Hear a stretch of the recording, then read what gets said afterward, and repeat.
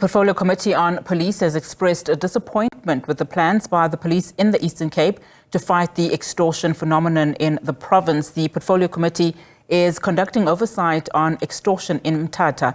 Chairperson of the committee, Ian Cameron, says it's concerning that almost 90% of the government buildings that were inherited from the then Transkei homeland have been under the illegal ownership of extortionists for more than 30 years. SABC News reporter Nkululeko Nyembezi reports. Committee on Police or SABC is here in the Eastern Cape just to oversight on the issue of extortion here in the Eastern Cape, especially here in Mthatha. You remember that last year it was a place of focus when it comes to extortion in Mthatha. You remember that people were really had to shut down their businesses, especially doctors, and the church fraternity was also a target of extortion. But now I'm joined by the chairperson of the Portfolio Committee, Mr. Ian Cameron. Sir, I heard you just maybe engaging with the different stakeholders here on the issue of extortion. Are you happy with the report from the police on the issue? So unfortunately, the report by the police was quite vague. It wasn't much depth in terms of the report. But I must also, in all fairness, say that it's very difficult to report back on something that's of organised crime of this kind. The reason is just that it puts a lot of people at risk, and if not approached correctly, it can cause significant damage to the relevant investigations. And obviously, we don't want innocent people to get hurt any further than already. So we also heard some of the victims of extortion just raising some concern and about their safety issues. So maybe is there anything that you will do to make sure that at least you provide some kind of protection for them?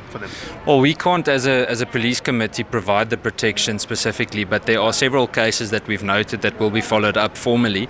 It's worrying to see that these types of things come out, and obviously we have seen it all over the country before. It's not new.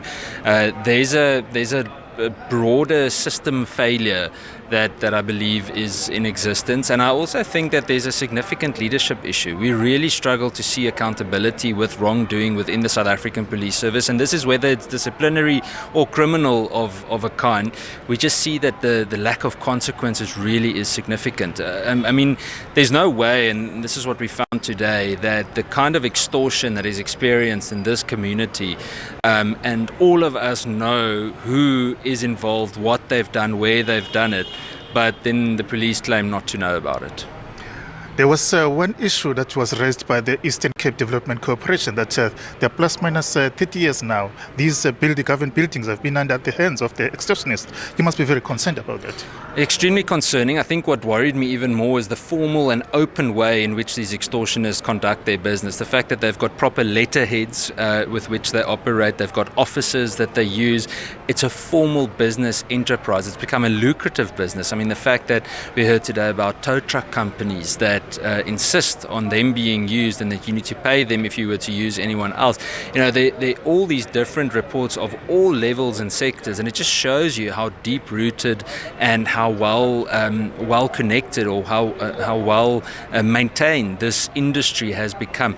And in all honesty, I think it's something that stretches and reaches very deeply into government departments. I've got no doubt that there are senior government officials and so too junior that are involved, and whether it's within the police, prosecuting authority or elsewhere, Department of Justice, there's no doubt that they are involved, because for it to flourish at this rate, you have to have assistance from certain government officials. So you heard the report and then you had the outcry from the community.